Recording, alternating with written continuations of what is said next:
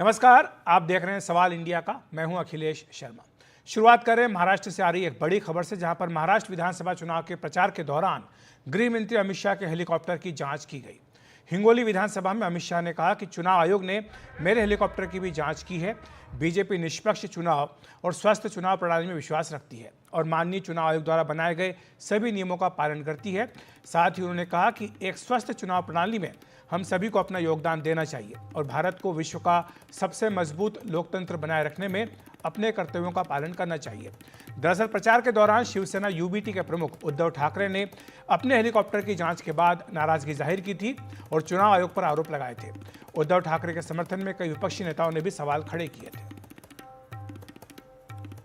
और हमारे सहयोगी सुनील सिंह हमारे साथ जुड़ गए इसी खबर पर अधिक बातचीत करने के लिए। सुनील, एक के बाद एक कई बड़े नेताओं के जो हेलीकॉप्टर हैं उनकी तलाशी हो रही है, लेकिन शुरुआत जो उद्धव ठाकरे की ओर से की गई थी जब उन्होंने इस पर आपत्ति उठाई थी, अब जबकि गृह मंत्री खुद अमित शाह की हेलीकॉप्टर की तलाशी हो रही है, तो ये जो उनका आरोप था कि केवल उन्हीं के हेलीकॉप्टर की जाँच क्यों हो रही है, बाकियों की क्यों नहीं, उसका जवाब लगता है मिल गया। अखिलेश, देखिए, ये जवाब तो पहले ही उन्हें मिल चुका था। जब उन्होंने आरोप लगाया था यवतमाल में, जब पहली बार उनके हेलीकॉप्टर की और बैग चेकिंग हुई थी, उन्होंने वीडियो बनाकर ट्वीट किया था और कहा था कि प्रधानमंत्री नरेंद्र मोदी और अमित शाह का भी चेक करके दिखाओ और उनका वीडियो हमें भेजो। जो छोटे कर्मचारी थे चुनाव आयोग के थे उनको, तब वो मुद्दा बना था। दूसरे दिन ही देवेंद्र फडणवीस ने उनके बैग की जो तलाशी हुई थी, जो कि 2 दिन पहले हुई थी 7 नवंबर को, उसका वीडियो जारी करके बताया था। और उसके बाद खुद मुख्यमंत्री एकनाथ शिंदे का भी 2 दिन पहले पालघर में चेक किया गया था, हेलीकॉप्टर में बैग चेक की गई थी। और उन्होंने तो वहाँ तक एक तंज भी किया था उद्धव ठाकरे की तरफ, क्योंकि जब उद्धव ठाकरे ने अपना वीडियो ट्वीट किया था, उन्होंने कहा था कि इसमें और कुछ नहीं है, मेरा यूरिन पॉट होगा वो भी चेक कर लो।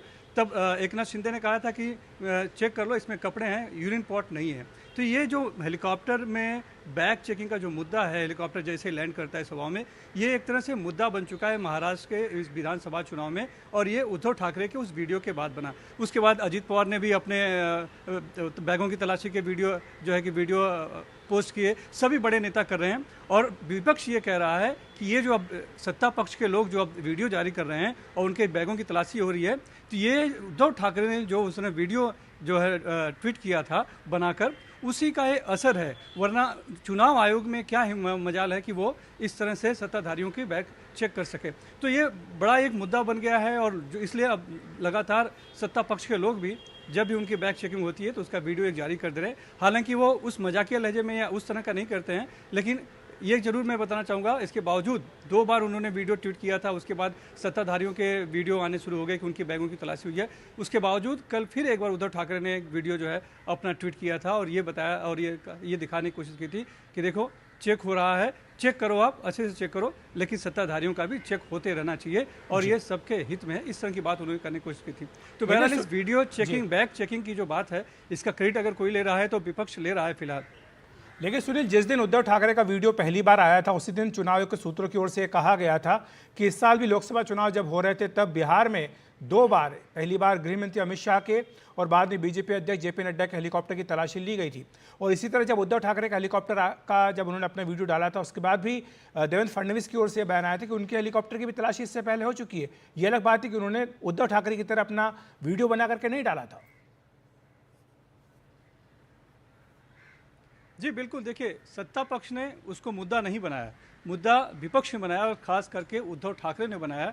और ये इस तरह से बनाया उसे कि चुनाव आयोग जो है एक तरफा कार्रवाई कर रहा है। और सबसे बड़ी बात है उसमें कहीं देखिए थोड़ा सा और भी उसे बढ़ाने की जो आगे कोशिश की वो शरद पवार ने कर दी और शरद पवार ने उसे सत्ता का दुरुपयोग का ये आरोप एक तरह से लगा दिया था। तो उसके बाद कहीं ना कहीं लगा कि सत्ताधारी दल को, जो सरकार में शामिल है, मुख्यमंत्री, उप मुख्यमंत्री और बाकी लोगों को, कि अब हमें भी जो हमारी बैगों की तलाशी हो रही है तो उसका वीडियो जारी करना चाहिए, क्योंकि जो भी कार्रवाई चुनाव आयोग कर रहा है वो निष्पक्ष होकर कर रहा है। ऐसा नहीं है कि सिर्फ विपक्षी नेताओं के ही बैगों की तलाशी ली जा रही है, सबकी तलाशी ली जा रही है। और यही वजह है कि आज जो गृह मंत्री अमित शाह के जब हेलीकॉप्टर में बैग की तलाशी हुई है हिंगोली में, तो उन्होंने बाकायदा उसको ट्वीट कर कहा है और इससे एक लोकतंत्र के लिए स्वस्थ पैमाना बताया है कि चुनाव आयोग जो है एक स्वतंत्र एजेंसी है और उसमें छोटा बड़ा या सत्ता पक्ष या विपक्ष नहीं देखता है, बल्कि एक निष्पक्ष चुनाव हो, इसके लिए चुनाव आयोग लगातार काम कर रहा है। और इसी क्रम में उनकी बैग की भी तलाशी ली गई, उन्होंने कोई विरोध नहीं किया। जी, शुक्रिया आपका सुनील। तो नियम जो है वो सबके लिए बराबर होते हैं, यही लोकतंत्र है और यही चुनाव आयोग की निष्पक्षता है। तो ये आज के इस वीडियो में कोशिश भी की गई है, जो तलाशी हुई है, और गृहमंत्री अमित शाह ने इसका स्वागत भी किया। उन्होंने कहा कि अपने कर्तव्यों का पालन करना चाहिए। अब गृहमंत्री अमित शाह के हेलीकॉप्टर के बाद बात कर लेते हैं पीएम नरेंद्र मोदी के विमान की, जिसमें तकनीकी खराबी आज आई है। पीएम नरेंद्र मोदी दरअसल बिहार गए थे आज, जहां पर कि उन्होंने एक कार्यक्रम में हिस्सा लिया था। उसके बाद वाया देवघर वो दिल्ली आ रहे थे, लेकिन जो जानकारी मिली उसके मुताबिक पीएम नरेंद्र मोदी के जो विमान है उसमें कुछ तकनीकी गड़बड़ी आई, जिसके चलते उनका विमान देवघर एयरपोर्ट पर ही है, और जिसके चलते उनका जो दिल्ली वापसी का कार्यक्रम था उसमें कुछ देरी हुई है। तो आपको बताएं कि पीएम नरेंद्र मोदी को आज शाम को एक कार्यक्रम में यहाँ दिल्ली में हिस्सा लेना था। 6:30 बजे ये कार्यक्रम होना है, लेकिन कुछ देरी हुई है पीएम नरेंद्र मोदी के दिल्ली वापसी में, क्योंकि उनका जो अपना विमान है उसमें कुछ तकनीकी गड़बड़ी आई है, जिसके चलते देवघर से वो दिल्ली आने में उनको थोड़ी देरी हुई है।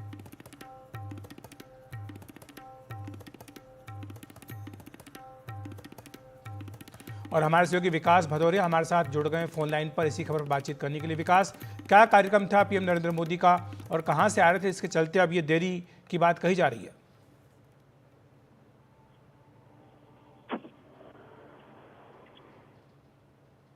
विकास, आप मुझे सुन पा रहे हैं?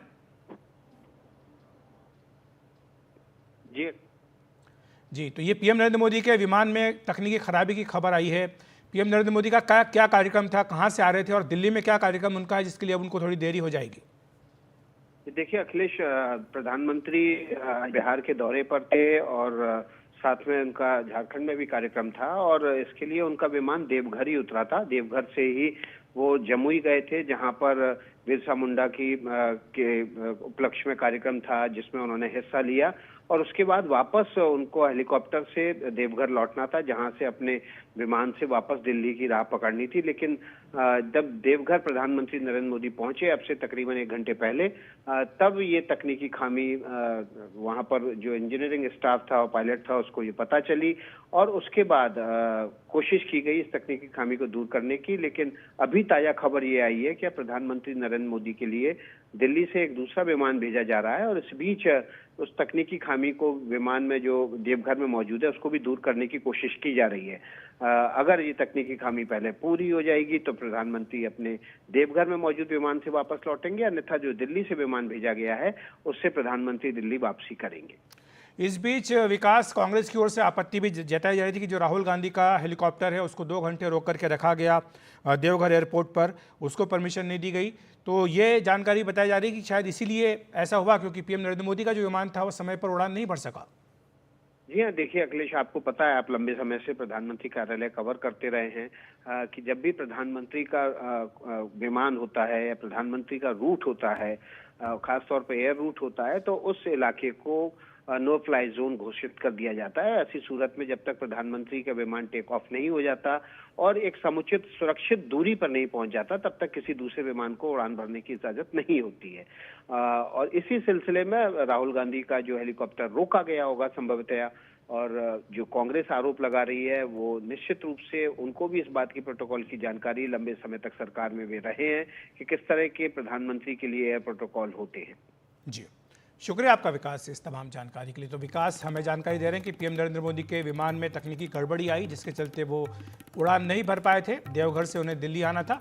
अब पीएम नरेंद्र मोदी के लिए दूसरा विमान दिल्ली से भेजा जा रहा है। बात कर लेते हैं पोरबंदर की, जहां समंदर में ड्रग्स के खिलाफ बड़ा ऑपरेशन हुआ है। यहां पर गुजरात एटीएस और एनसीपी ने बड़ा ऑपरेशन करके समुद्र के बीचों बीच पिछली रात से ऑपरेशन चलाया। इसमें 700 किलो से ज़्यादा की ड्रग्स को जब्त किया गया है।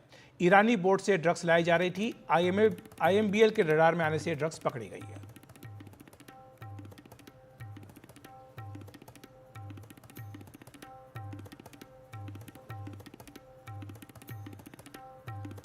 और इसे लेकर गृहमंत्री अमित शाह ने एक ट्वीट भी किया है।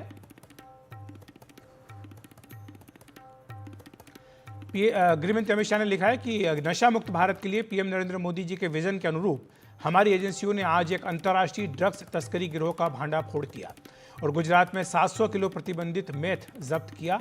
एनसीबी, भारतीय नौसेना और गुजरात पुलिस द्वारा किया गया इस संयुक्त अभियान इस मिशन के प्रति हमारी प्रतिबद्धता के साथ साथ इसे हासिल करने में हमारी एजेंसियों के बीच सहज समन्वय का एक शानदार उदाहरण है। इस ऐतिहासिक सफलता पर एजेंसियों को मेरी हार्दिक बधाई। और इसी पर बातचीत करने के लिए हमारे सहयोगी मुकेश सिंह सेंगर हमारे साथ जुड़ गए। मुकेश, एक बड़ी कामयाबी फिर से मिली है एजेंसियों को, किस तरह से इसकी सूचना मिली और कैसे भांडाफोड़ किया गया? देखिए, एटीएस गुजरात, एनसीबी और नौसेना को जानकारी मिली थी कि एक नाव में कुछ लोग सवार हैं जो कि बड़ी मात्रा में ड्रग्स लेकर आने वाले हैं। और ये सूचना कुछ जो इंटेलिजेंस के जरिए मिली थी, उसके बाद बीती रात जो एनसीबी की टीम है, गुजरात एटीएस की टीम है और नेवी की टीम है, इन लोगों ने पोरबंदर के पास समुद्र में उस बोट को इंटरसेप्ट किया और इंटरसेप्ट करने के बाद उस बोट को सीज कर लिया। इसमें से करीब 11 ईरानी नागरिक जो है वो पकड़े गए हैं और इसमें से 7 किलो मैथ यानी कि मेथाफेटामाइन जो ड्रग्स होता है, जिसे पार्टी ड्रग्स कहते हैं, म्याऊ म्याऊ ड्रग्स कहते हैं, ये ड्रग्स बरामद किया गया है। एनसीबी के सूत्रों के मुताबिक इस ड्रग्स की अंतरराष्ट्रीय बाजार में कीमत करीब 3500 करोड़ रुपए है। तो जो 11 लोग पकड़े गए हैं समुंदर से, उन सभी 11 जो ईरानी नागरिक हैं, उन सभी लोगों से एनसीबी की टीम और गुजरात एटीएस ज्वाइंटली पूछताछ कर रही है कि ये ड्रग्स कहां से लेके आए थे, कहां से लेके जाना था, क्योंकि पिछली कई ऐसी खेपें पकड़ी गई हैं जो या तो पाकिस्तान से आई हैं या फिर दुबई और ईरान के रास्ते यहां पर पहुंची हैं। तो अभी जो लोग पकड़े गए हैं, क्या उनका पाकिस्तानी कनेक्शन है? क्योंकि पिछली कई खेपें ऐसी हैं जिनका पाकिस्तानी कनेक्शन निकला है। क्या इसका पाकिस्तानी कनेक्शन है, इसको लेकर जांच चल रही है। ऑपरेशन समुद्र मंथन 4 के तहत ये कार्रवाई हुई है। इसके पहले 3 और बड़े ऑपरेशन एनसीबी ने किए थे, जिसमें करीब 3400 किलो ड्रग्स पकड़ा था और 14 पाकिस्तानी नागरिक और साथ में 11 जो ईरानी नागरिक हैं उनको गिरफ्तार किया जा चुका है। जी शुक्रिया मुकेश आपका इस तमाम जानकारी के लिए। तो एक बड़ी खबर जहां पर एक बड़ी बरामदगी ड्रग्स की गई है। बढ़ते अगली खबर की ओर। कोई भी स्नातक का छात्र अब ग्रेजुएट की डिग्री को समय से पहले पूरा कर सकता है, यानी 3 साल या 4 साल की डिग्री को अब 2 साल या 3 साल में ही पूरा किया जा सकता है। ग्रेजुएट की डिग्री समय से पहले कैसे ले सकते हैं, इस बारे में जानकारी दे रहे हैं हमारे सहयोगी रविश रंजन शुक्ला। नई शिक्षा नीति के अंतर्गत ग्रेजुएशन यानी जो स्नातक पाठ्यक्रम है उसमें अमूल चूल परिवर्तन हो रहा है। सबसे बड़ा परिवर्तन ये हो रहा है कि जो अभी तक स्नातक की डिग्री 3 या 4 साल में मिलती थी, वो अगर आप पढ़ाई में अच्छे हैं और अगर आप ज़्यादा मेहनत करके कम वक्त में डिग्री हासिल करना चाहते हैं, तो अब यूजीसी आपको एक मौका देगा। यानी अगर 3 साल का कोर्स है और आपने अच्छी मेहनत की है, अच्छी पढ़ाई कर ली है, तो आप उसको 2 साल में भी पूरा कर सकते हैं। इसके अलावा एंट्री और एग्ज़िट का जो फॉर्मूला है वो यूजीसी देगा। यानी अगर आप कोई स्नातक की डिग्री ले रहे हैं तो 2 साल अगर आप गैप करना चाहते हैं तो उसका भी मौका यूजीसी देगा। तो ये एक बहुत बड़ा बदलाव है और इसको लेकर जो है वो तमाम सारी चर्चाएं चल रही हैं। यूजीसी के जो चेयरमैन हैं जगदीश कुमार, उन्होंने ये कहा है कि अभी सारी जो रूपरेखा है वो आधिकारिक तौर पर बनाई जा रही है और आने वाले कुछ दिनों के बाद में पता चलेगा कि आखिर किन किन शर्तों पर ये जो एंट्री और एग्ज़िट है उसको दिया जा रहा है। लेकिन मोटे तौर पर अभी ये ज़रूर जानकारी आई है कि 3 साल या 4 साल का पाठ्यक्रम पूरा करने के लिए आपको 3 या 4 साल लगाना ज़रूरी नहीं है, आप उसको कम वक्त में भी पूरा कर सकते हैं। ये एक मौका यूजीसी दे रहा है। अब इसको लेकर तमाम सारे जो आपत्तियां हैं वो भी शिक्षाविद की ओर से लगाए जा रहे हैं। मसलन शिक्षाविदों का ये कहना है कि अगर आप पाठ्यक्रम को कम करेंगे तो पहले ही पाठ्यक्रम को कम किया गया है, तो ऐसे में जो शैक्षिक गुणवत्ता है उस पर इसका असर पड़ेगा। दूसरा उनका ये कहना है कि जो पढ़ाई की गंभीरता है वो कहीं ना कहीं इससे प्रभावित होगी। पाठ्यक्रम को पूरा करवाने की जो जिम्मेदारी है उस पर भी इसका असर पड़ेगा और ओवरऑल उनका ये कहना है कि जो शैक्षिक गुणवत्ता है वो इस पर असर डालेगा। अब अभी आने वाले वक्त में इसको 2025-26 से इसको लागू किया जाएगा।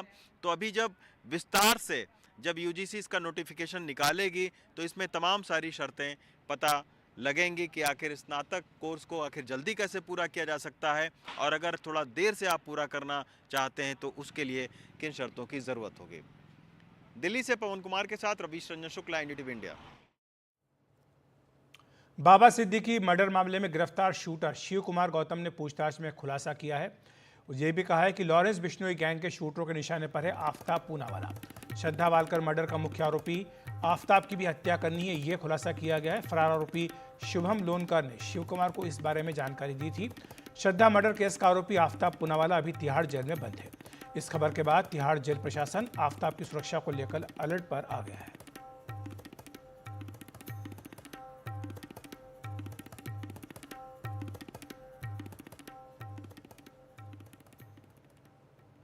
मालेगांव में गरीबों के खाते में आए करोड़ों रुपए के मामले में जहां 2 गिरफ्तारियां हो चुकी हैं, वहीं इस मामले में अब ईडी ने भी जांच शुरू कर दी है।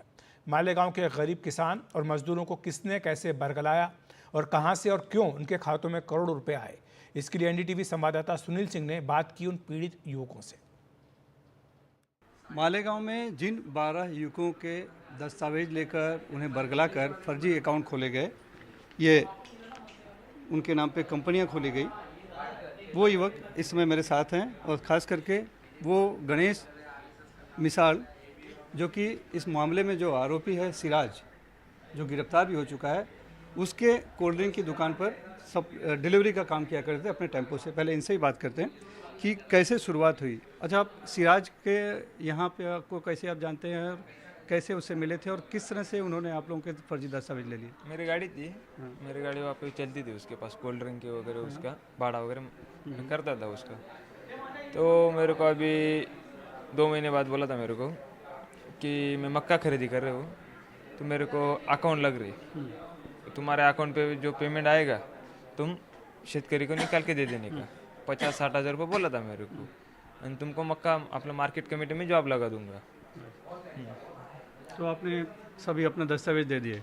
हाँ, तो मैंने बोला, उसने मेरे को बोला आधार कार्ड, पैन कार्ड और एक सिम कार्ड दो मेरे को, मैं अकाउंट ओपन कर दूंगा, मेरा काम होगा वही अकाउंट में तुम्हारा पेमेंट भी आ जाएंगे, ऐसा बोला था हमको। तो सिम कार्ड भी उसने अलग से निकलवाया बैंक के लिए? अलग सिम कार्ड अपने पास रखा उसने? उसके पास रखा तो उसने। आप लोग को शक नहीं, आप लोगों ने पूछा नहीं कि हमारे नाम पे सिम कार्ड तुम क्यों ले रहे रख रहे हो?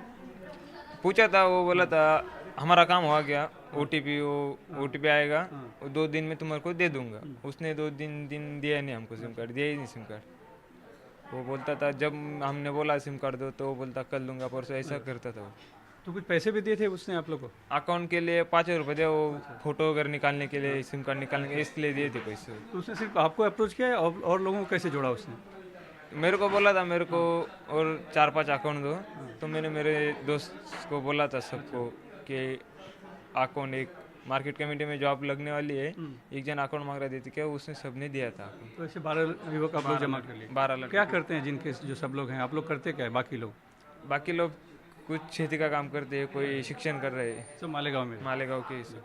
ये भाई हैं जयेश मिसाल। गणेश ने आपको बताया ये बात? हाँ, गणेश ने मेरे को बताया। तो आप भी तैयार हो गए? मैं सिराज को पूछा था, सिराज बोले ऐसा ऐसा है, मार्केट कमेटी का विषय है ना, मार्केट कमेटी में अपन मक्का खरीदी कर रहे, हमारे उसके लिए मेरे को अकाउंट चाहिए। हाँ, हमने बोला ठीक है चलो दे दे। तो सिराज पे आप लोगों को भरोसा हो गया कि 2-2.5 साल से संबंध था अपना। लेकिन आप लोग को ये कब पता चला कि आप लोग के अकाउंट में करोड़ों रुपए आ रहे हैं, जा रहे हैं? 21 तारीख को, 21/10 कैसे पता चला? वो हमारा एक सागर उशीरे बोल के नाम, दत्ता उशीरे है ना, वो 12 हमारे आदमी है। अच्छा। इधर का हालेगा, वो बैंक में गया था। उसने चेक किया तो बैंक वाले बोल रहे तेरा अकाउंट नहीं है। तो उसने पैन कार्ड देके चेक किया तो उसका कंपनी के नाम पे अकाउंट था। और उसने बोला, तो बैंक वाले उसको बोले कि बहुत बड़ा ट्रांजेक्शन हुआ है अकाउंट पे। उसने स्टेटमेंट निकाला कि जब देखा तो ट्रांजेक्शन 4 कोटी का था। उसने गणेश को कॉल किया, सब लड़की को उधर बुलाया। पहले आप लोग को शक नहीं हुआ कि इस तरह का कुछ है? नहीं, वो ऐसा कुछ शक नहीं था। तो अब क्या लगता है आप लोग का कि क्या किया उसने? आप लोग के पैसे से करोड़ रुपए आए गए, हमारे साथ बहुत बड़ा फ्रॉड किया उसने। तो आप लोगों ने पुलिस थाने में आप लोग गए, तो क्या पहले शिकायत नहीं ली गई? पहले जाते थे हम, बैंक वाले हमको बोल रहे थे कि तुम जाएंगे पुलिस स्टेशन, केस करेंगे तो तुम अटक जाएंगे। अच्छा, मतलब बैंक वाला भी कहीं मिला हुआ था? हमको दीपक सर है, वो हमको उधर बोल रहे थे कि पुलिस स्टेशन जाएंगे तो तुम अटक जाएंगे, इसलिए हम पुलिस स्टेशन जाने को डर रहे थे थोड़े। तो अभी तो बैंक मैनेजर भी अरेस्ट हो गया ना उसमें? हाँ, अभी सब अरेस्ट हो गए। और टोंक के थप्पड़ कांड के बाद एसडीएम अमित चौधरी पहली बार मीडिया के सामने आए। उन्होंने एनडीटीवी से खास बातचीत की। उन्होंने कहा कि जो कुछ हुआ सब कुछ अचानक हुआ था। उनसे बात की हमारे सहयोगी सुशांत पारिक ने। बहुत सारे सवाल उठे हैं, खासतौर पर बार बार ये बात कही जा रही है कि जब नरेश मीणा ने आप पर हमला किया उस वक्त वहाँ पर पुलिस थे, पहले से क्या आशंका नहीं लगी जिस तरह की झड़प हो रही थी? कहीं इंटेलिजेंस का फेलियर मानते हैं, लोकल पुलिस की चूक आप मानते हैं? सबसे पहले तो कोई भी जनप्रतिनिधि जो चुनाव लड़ रहा है और पोलिंग बूथ के बीच के उसके परिसर के अंदर ही ऐसी घटना हो, इस चीज़ का एंटिसिपेट करना बहुत मुश्किल है। और कई बार लॉ एंड ऑर्डर के समय ऐसी ऐसी व्यवस्थाएं आ जाती हैं जिसमें ऐसी चीज़ें हो जाती हैं। बाकी आपने देखा कि कार्रवाई के लेवल पे तो काफ़ी पॉजिटिव ही काम चल रहा है। हालांकि आपने बहुत कोशिश की कि उसके बाद मतदान व्यवधान नहीं हो, लेकिन सवाल ये उठे कि उसी समय एक्शन ले लिया जाता तो शायद शाम को जो हिंसा हुई उसको रोका जा सकता था। हमारा जो पहला प्रयास था वो शांतिपूर्ण और निष्पक्ष मतदान का था और आपने देखा कि उसी बूथ पर भी और सभी जो पूरे देवली उनियारा विधानसभा में काफ़ी अच्छे और एकदम निष्पक्ष और शांतिपूर्ण रूप से मतदान समय पर पूरा हुआ और उसके बाद पुलिस ने भी उसमें ठोस कार्रवाई की। नरेश मीणा ने जो अटैक आप पे किया वो वीडियो सबने देखा है और उससे पहले भी आपकी और उनकी कोई हॉट टॉक हुई, झड़प हुई। कहा यह गया है कि जो ग्रामीणों ने मतदान का बहिष्कार कर रखा था, नरेश मीणा को इस बात पे आपत्ति थी, आप पे आरोप लगाए गए कि आप जबरन वोटिंग करवाने की कोशिश कर रहे थे। सभी आरोप झूठे हैं, सरासर गलत हैं। नरेश मीणा से मेरी पहली मुलाकात थी और उनका ये जो एकदम बिना किसी एक्शन के ये बिना फालतू का जो उन्होंने ये क्रिमिनल एक्टिविटी की, ये बिल्कुल सरासर गलत थी और जितने भी आरोप हैं वो निराधार हैं और किसी प्रकार की उनमें सच्चाई है नहीं। क्या आपको लगता है कि आरएस एसोसिएशन ने जिस तरीके से इसे डील किया, सीएम से मुलाकात हुई है, एक कहीं ना कहीं एक गलत मैसेज भी गया कि प्रशासनिक अधिकारी पे इस तरीके से हमला अगर होता है तो फिर कोई सुरक्षित नहीं है? आपने देखा कि इस घटना के बाद जिस हिसाब से राजस्थान के सारे कर्मचारी और अधिकारी संगठन एक साथ आए और काफ़ी अच्छा एक रिस्पॉन्स चारों तरफ से मिला और आरएस एसोसिएशन ने भी इसमें एक काफ़ी ठोस कार्रवाई की और आज उसी का परिणाम है कि इतना बढ़िया से सारी कार्रवाइयाँ हो रही हैं और पूरा विश्वास भी है संगठन के साथ। हम भी खड़े हैं और संगठन हमारे साथ हमेशा खड़ा रहता है तो एक मोराल भी हमारा बूस्ट रहता है। लेकिन जो तस्वीरें आई वो तो सुखद नहीं थी। हिंसा हुई, बवाल हुआ, आगजनी की घटनाएं हुई, पत्रकारों पे भी हमला हुआ है। तो इस तरह का माहौल नहीं बने, इसके लिए पहले से भी कुछ प्रिकॉशन बड़े जरूरी हैं, खासतौर पे ऐसे समय में जब मसला संवेदनशील मतदान केंद्र का हो। क्योंकि जो भी घटनाएं घटी वो केवल एक दिन घटी थी, उसी दिन रात को। उसके बाद से पूरे टोंक जो ज़िले में है पूरे तरीके से आपने देखा होगा कि एकदम पूर्णतः शांति है और यही एक प्रशासनिक चुनौती जो थी उसने प्रशासन ने उसको पूरा किया है और आज चारों तरफ एकदम शांति का माहौल है तो काफ़ी अच्छा काम कर रहे हैं। लेकिन नरेश मीणा का ये कहना कि मैं बार बार ये करूंगा, भले ही कोई भी हो, किसी भी जाति का अधिकारी हो, क्या आपको लगता है कि उनके खिलाफ जो पहले मुकदमे दर्ज हैं उनमें सही तरीके से एक्शन नहीं लिया गया, इस वजह से बढ़ावा मिला है? ये जवाब देने के लिए मैं अधिकृत भी नहीं हूँ और मुझे देना भी नहीं चाहिए। अब जो उन्होंने क्रिमिनल एक्टिविटी की है, जो मेरे खिलाफ की है, उसमें प्रॉपर एफआईआर मैंने कराई है और उस पर प्रॉपर रूप से कार्रवाई की जा रही है और आगे भविष्य में भी सारी कार्रवाइयाँ आपको अच्छी देखने को मिलेंगी। लेकिन इससे आपकी कार्यशैली पर कोई फर्क नहीं पड़ेगा? बिल्कुल नहीं पड़ेगा।